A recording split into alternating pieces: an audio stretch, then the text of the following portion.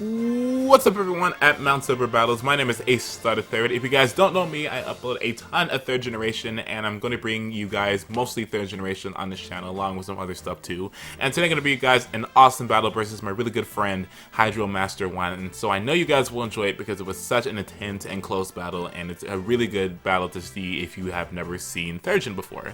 And if you've never seen 3rd gen before, it's going to be a little bit different in case you're more used to later generations. The main difference about 3rd gen is that it doesn't matter necessarily what the move is. Say for instance you're going for Fire Punch versus we're going for a move like Flamethrower, whereas in a latter generation that would mean Fire Punch would be physical and Flamethrower would be special. Both of them are special in this generation, so all of the moves are based upon their type, not necessarily the actual move. So a move like Thunder Punch would be going off of the special attack stat, and a move like Shadow Ball would be going off of the physical attack stat. Now, moves like Hidden Power that have variable types will be able to be based upon whatever type the Hidden Power actually is. So say for instance, it's Hidden Power Flying, that'll be physical. If it's Hidden Power Ice, that'll be special. So anyway, if you guys have any questions regarding how 3rd generation works, just leave them in the comments below and I'll go ahead and answer them as swiftly as I possibly can so that you guys can have an overall knowledge about 3rd generation. So if you look at this team was a really awesome team that I made. It has a core of Fortress, Tyranitar, and Gengar. Basically, Fortress sets up spikes and Gengar prevents them from being rapid spin away, while I have Fortress to rapid spin away spikes, and I have Tyranitar to go ahead and trap ghost types to try to prevent that. So I have Pursuit that'll be able to KO Pokemon like Gengar very effectively so that they don't make it so that I can't rapid spin away those entry hazards, because everything on my team is grounded bar Gengar, and it'll be a huge problem if spikes are present. So anyway, I have Snorlax to be my special tank. It's pretty fantastic because it has a ton of attack and a ton of special defense, and will be able to fire off massively powerful self-destructs if need be. I have Swampert to be my tank for things like Salamence and other things. I like to set up Dragon Dances and other Dragon types, so I'll be able to go for powerful Roars and or Ice Beams and whatever I need to do. Swampert is a very fantastic Pokemon in 3rd generation because of its monumental defenses and its very fantastic typing. And finally, I have Choice Banded Metagross because Choice Banded Metagross is an absolute monster in 3rd generation. Its stat Meteor Mash, even if it's resisted by some Pokemon, it'll still do tons of damage to nearly everything that switches in except Skarmory, but you know, you have things to stop Skarmory such as my Gengar on my team and other things like that. So anyway, I hope you guys enjoy this very fantastic 3rd generation battle. Like I said, if you guys have any questions, just put them in the comments below. I hope you guys enjoy this battle, and let's go.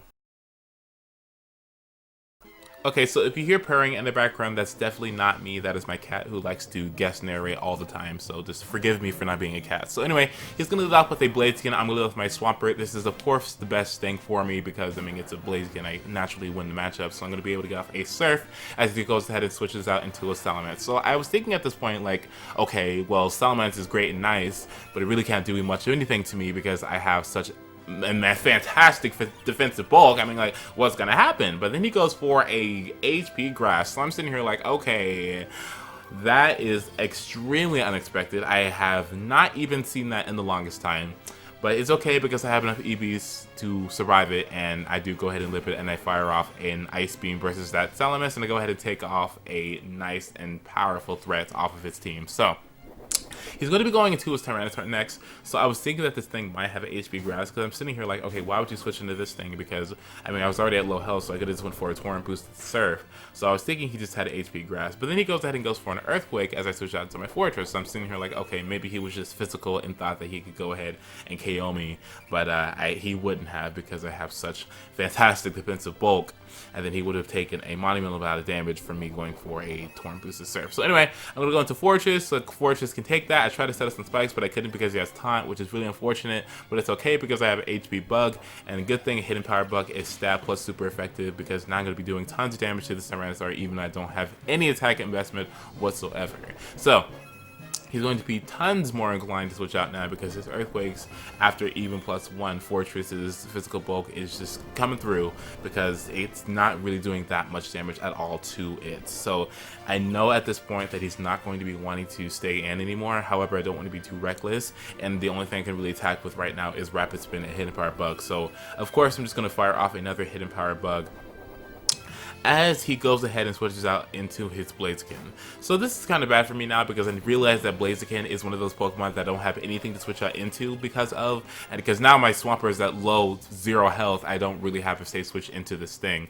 So I am like, okay, now I have to go ahead and do a little bit of reckless playing, so I'm going to go ahead and go out into my Snorlax, because Snorlax can go ahead and take the fire type attacks, but the physical, the fighting type attacks are going to be a really big problem for it, because of course it's super effective and Snorlax has a lower 65 base special defense stat. So I'm going to be able to take the fire punch very easily because of my thick fight ability and because I have a 110 base special defense stat, I do believe.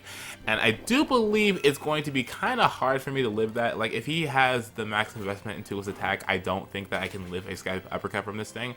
But fortunately enough, I do go ahead and live it. I'm able to fire off a nice and powerful Earthquake versus this Blaziken. So that means that another threat of his is now gone, and I still have my Snorlax. So in case I just want to go for a self-destruct at one point of the game, I can go ahead and do that. I mean, why not? So he's going to bring in his Swampert now. I'm sitting here like, okay, threats upon threats upon threats upon threats. What are you doing? This is a mess.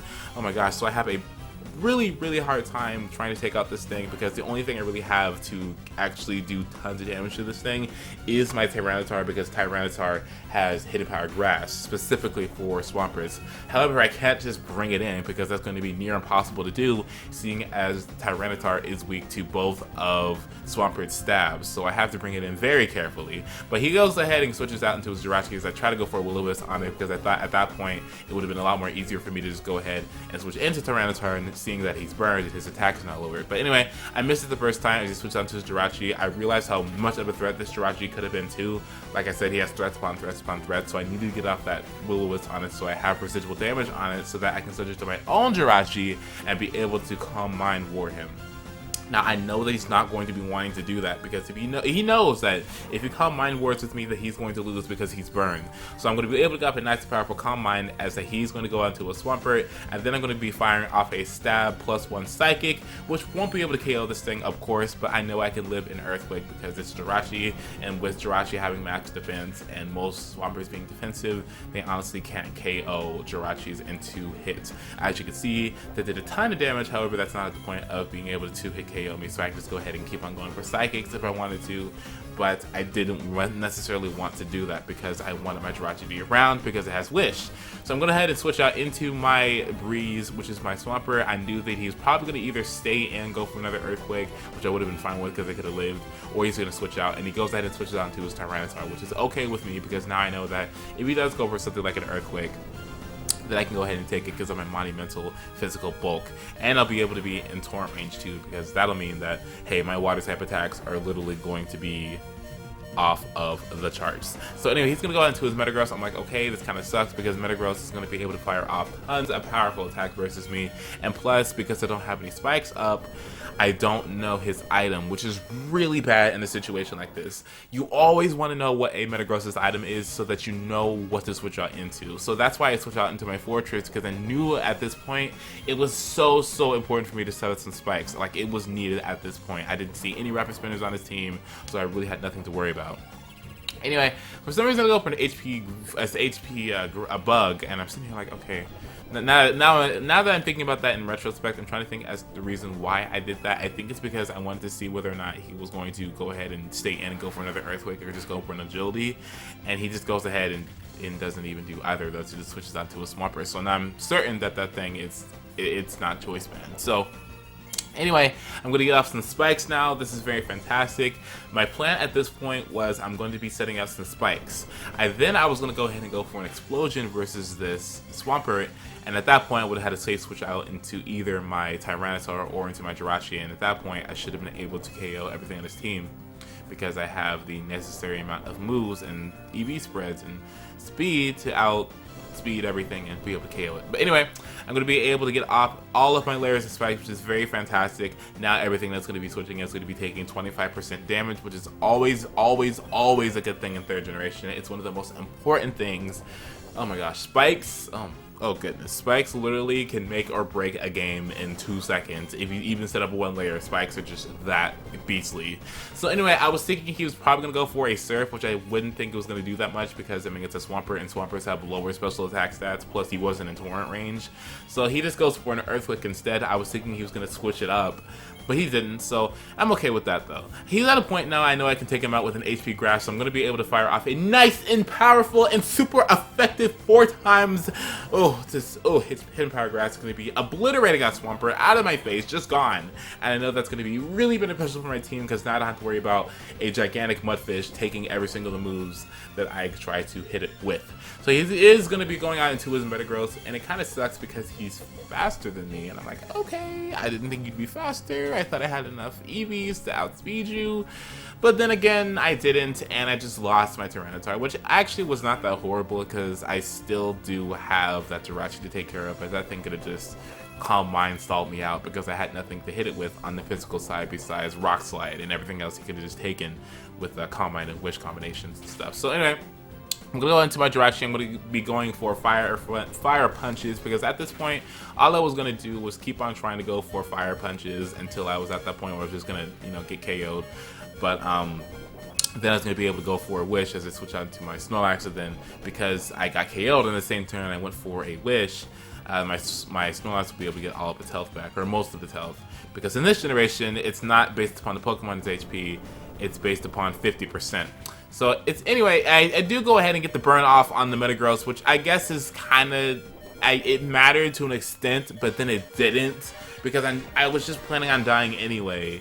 But then I lived, and at this point I'm like, okay, well, let's just take advantage of the opportunity. I'm just gonna go for a nice powerful Fire Punch, get rid of this thing, not have to worry about it anymore because Metagross honestly would have been a huge problem. I mean, oh my goodness gracious. So he's gonna go into his final Pokemon, his Jirachi. I knew at this point that it was so important that I go for a Wish. The only reason why is because if he started the Calm Mind War, I knew it would just take an unnecessary amount of time, and I knew that my Snorlax would have been able to just go ahead and stop this thing because, you know, it has an immense amount of special defensive bulk, but it didn't have any HP to back it up. So that's why I just went for a Wish instead of Fire Punching this Jirachi. And so now that means if I bring in my Snorlax, unfortunately, I'm sorry, I will be able to get off a nice and powerful Earthquake. I know that Jirachi is going to live because most Jirachis are physically defensive, and then it's going to be great because I'm going to be able to get off 50% of my health, which means that even if he did go for Calm Minds, it wouldn't matter because I'd be at too large of an amount of health for him to actually try to KO me any amount of time. I could have KO'd him with the nice and powerful and super effective Earthquakes. So I go ahead and go for an Earthquake as I thought he lived, and I was like, okay, well at this point it's like the end of the battle, so let's just go out with a bang, literally. So he is just gonna go for a Wish. I'm just gonna go for a over dramatic, just excessive, unnecessary self-destruct, which is absolutely one of the most powerful moves in 3rd generation. I think it actually is the most powerful now that I think about it. Yeah, Snorlax is self-destruct because it's 300 base power after stab, and plus in this generation self-destruct is tons better because what it does is that it halves the defense of the Pokemon that you're going against, and then it does the damage afterwards. So that's why you don't use it much in later generations, and in this generation and previous, that's when Explosion was one of the best moves in the game. Anyway, so that was the end of the battle. Like I said, be sure to check out HydroMaster1's channel. It's going to be in the description below. I hope you guys liked this battle. Like I said, if you have any questions regarding 3rd gen, just leave it in the comments and I'll go ahead and answer all your questions. Be sure to like it if you liked it, dislike if you dislike it, comment if you're cool, subscribe if you haven't to Mount Silver battles, and favorite if you are Fortress. I will see you guys later on. I hope you guys have a wonderful day. Thank you guys so much for watching. I will see you later. Have a great day and be safe. Goodbye.